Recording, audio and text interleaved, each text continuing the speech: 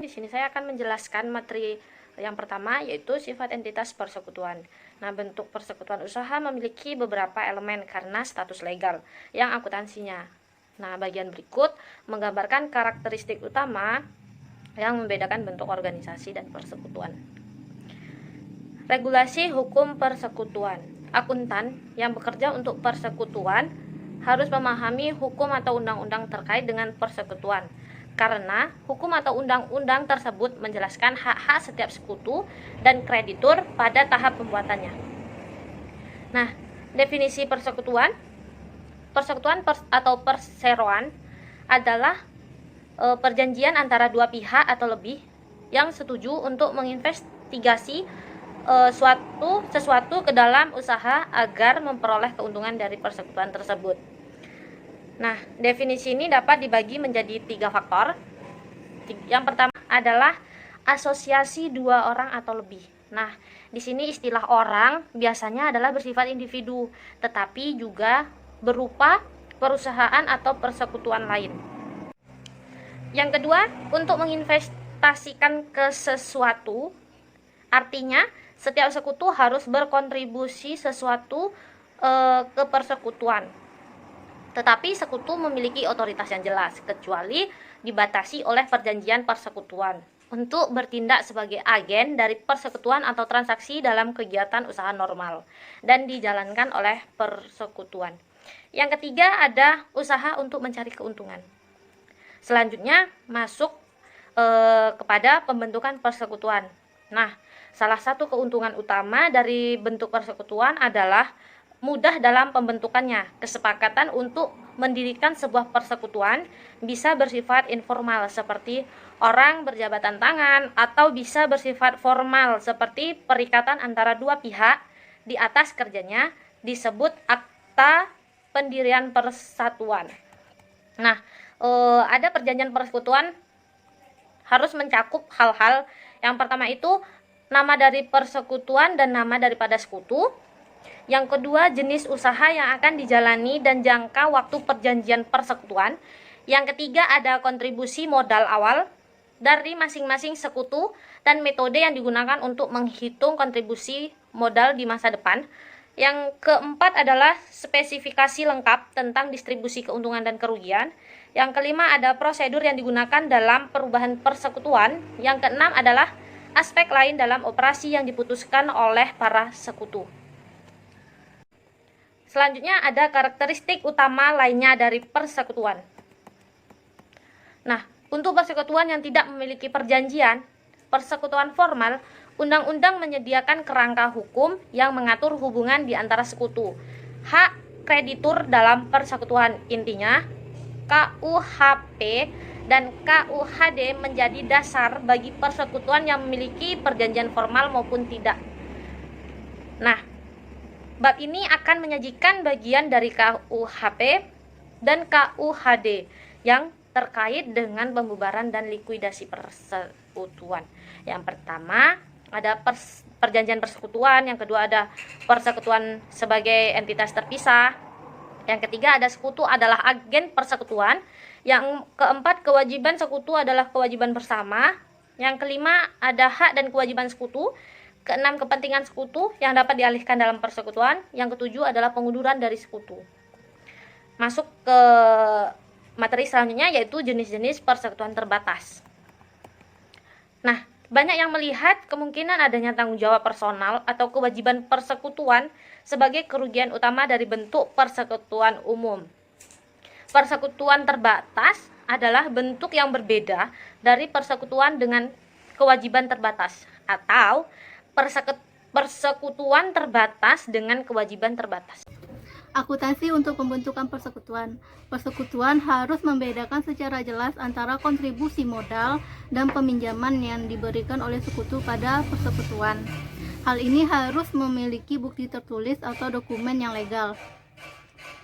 Aset yang dikontribusikan harus dinilai pada nilai wajarnya, dan liabilitas yang diasumsikan oleh persekutuan harus dinilai pada nilai sekarang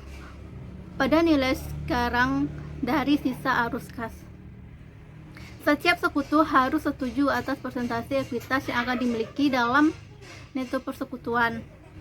Secara umum, saldo modal ditentukan berdasarkan kontribusi proporsional dan kontribusi modal sekutu masing-masing. Akuntansi untuk operasi persekutuan, di mana sebuah persekutuan menyediakan jasa atau menjual produk untuk mencari keuntungan.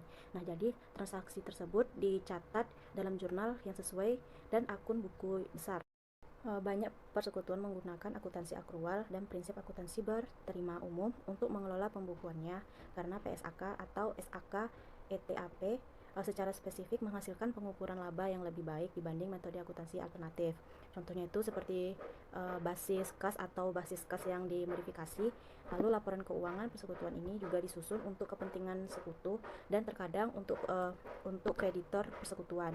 Beberapa persekutuan bisa menyimpang dari PSAK untuk menyederhanakan pencatat bukuan atas untuk mencerminkan nilai aset lancar dari persekutuan yang berkelanjutan. Laporan keuangan persekutuan harus dinyatakan secara jelas bahwa persekutuan tersebut mengadopsi SAK ETAP. Selanjutnya yaitu akun sekutu, di mana persekutuan bisa mengelola beberapa akun untuk masing-masing sekutu dalam pencatatan akuntansinya. Selanjutnya itu akun sekutu partners account. Yang pertama adalah akun modal, investasi awal dari para sekutu, kontribusi modal, selanjutnya distribusi keuntungan atau kerugian, dan penarikan modal oleh sekutu dicatat dalam satu atau dalam akun modal pada sekutu. Jadi setiap akun sekutu memiliki satu akun modal yang biasanya saldo kredit. Dalam keadaan tertentu, akun modal seorang sekutu bisa saldo debit. Hal ini disebut juga dengan defisit. Dan yang terjadi karena kerugian dan penarikan modal seorang sekutu melebihi kontribusi modal dan pembagian keuntungan. Jadi defisit biasanya akan dieliminasi dengan kontribusi modal tambahan. Yang kedua adalah akun pref atau penarikan. Para sekutu biasanya melakukan penarikan aset dari persekutuan sepanjang tahun untuk antisipasi keuntungan. Akun penarikan yang terpisah terkadang digunakan untuk mencatat penarikan periodik dan kemudian ditutup ke akun modal sekutu pada akhir periode. Penarikan non-kas harus dinilai dengan nilai pasarnya pada tanggal penarikan. Jadi beberapa persekutuan membuat pengecualian memiliki satu akun modal yang biasanya saldo kredit. Dalam keadaan tertentu, akun modal seorang sekutu bisa saldo debit. Hal ini disebut juga dengan defisit. Dan yang terjadi karena kerugian dan penarikan modal seorang sekutu melebihi kontribusi modal dan pembagian keuntungan. Jadi defisit biasanya akan dieliminasi dengan kontribusi modal tambahan. Yang kedua adalah akun pref atau penarikan. Para sekutu biasanya melakukan penarikan aset dari persekutuan sepanjang tahun untuk antisipasi keuntungan. Akun penarikan yang terpisah terkadang digunakan untuk mencatat penarikan periodik dan kemudian ditutup ke akun modal sekutu pada akhir periode. Penarikan non-kas harus dinilai dengan nilai pasarnya pada tanggal penarikan. Jadi beberapa persekutuan membuat pengecualian dari aturan nilai pasar untuk penarikan persediaan oleh sekutu. Jadi mereka mencatat penarikan persediaan pada biaya perolehan sehingga tidak mencatat keuntungan atau kerugian atas penarikan ini. Yang ketiga adalah akun pinjaman. Jadi persekutuan bisa meminta pendanaan tambahan dari para sekutu, di mana pinjaman antara seorang sekutu dan persekutuan harus dilengkapi dengan dokumen pinjaman yang memadai, seperti surat perjanjian utang. Jadi pinjaman dari sekutu ditunjukkan sebagai utang dalam pembukaan persekutuan, seperti utang lainnya. Jadi tanpa semua sekutu menyetujui, persekutuan diwajibkan untuk membayar bunga pinjaman kepada sekutu yang meminjamkan. Perlu diperhatikan bahwa bunga tidak harus dibayar atas investasi modal, kecuali perjanjian persekutuan menyatakan bahwa bunga modal harus dibayar. Bunga pinjaman dicatat sebagai beban operasi. Sebaliknya, persekutuan dapat meminjamkan uang kepada sekutu. Jadi dalam kasus ini dicatat piutang pinjaman kepada sekutu. Maka dari itu, tanpa disetujui oleh semua sekutu, pinjaman ini seharusnya dikenakan bunga dan diakui sebagai pendapatan bunga dalam laporan laba rugi persekutuan. Yang pertama, mengalokasikan laba atau rugi kepada sekutu. Mengalokasikan laba atau rugi kepada sekutu. Laba atau rugi dialokasikan kepada sekutu pada setiap akhir periode bersangkutan dengan perjanjian persekutuan. Ada beberapa macam distribusi laba di dunia usaha. Beberapa persekutuan memiliki rencana distribusi yang sederhana, sedangkan rencana distribusi lainnya sangat kompleks. Hal ini menjadi tanggung jawab akuntan untuk mendistribusikan laba atau rugi berdasarkan perjanjian persekutuan terlepas beberapa sederhana atau kompleksnya perjanjian tersebut. Sebagian besar persekutuan menggunakan satu atau lebih metode distribusi sebagai berikut. Pertama, rasio yang ditetapkan sebelumnya. 2, bunga atas saldo modal. 3, gaji kepada sekutu. 4, bonus kepada sekutu. Rasio yang ditetapkan sebelumnya biasanya adalah hasil negosiasi di antara para sekutu. Distribusi laba persekutuan berdasarkan pada bunga atas saldo modal mengakui kontribusi dan investasi modal sekutu terhadap kemampuan dalam menghasilkan laba bagi persekutuan. Distribusi laba atau rugi dicatat dengan jurnal penutup pada akhir periode. Pendapatan dan beban akan ditutup ke dalam ikhtisar laba rugi atau langsung ke dalam akun modal sekutu. Selanjutnya, bunga atas saldo modal. Perjanjian persekutuan dapat memberikan bunga atas saldo modal sekutu dikredit sebagai sebagian dari distribusi laba. Selanjutnya, gaji. Gaji ini untuk para sekutu biasanya dimasukkan sebagai bagian dari rencana distribusi laba untuk mengakui dan mengompensasi atas jumlah yang berbeda dari jasa yang diberikan masing-masing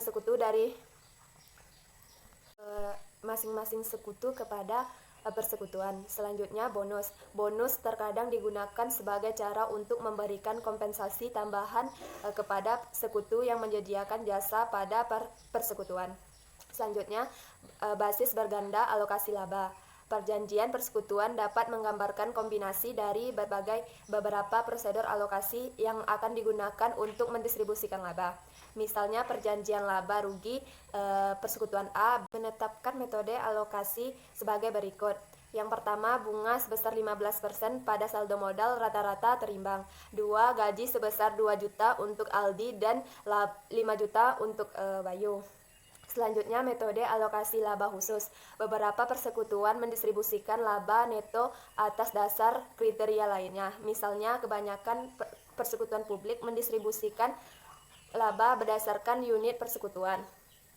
Materi selanjutnya yaitu laporan keuangan laba rugi persekutuan. Sebuah persekutuan merupakan entitas perlaporan terpisah untuk tujuan akuntansi. 3 laporan keuangan, laporan laba rugi, laporan posisi keuangan, dan laporan arus kas yang biasanya disusun pada akhir periode pelaporan. Laporan interim juga bisa dibuat untuk memenuhi kebutuhan informasi pada sekutu. Selain ketiga laporan keuangan dasar, laporan modal sekutu biasanya disiapkan untuk menyajikan perubahan akun modal sekutu untuk suatu periode berjalan.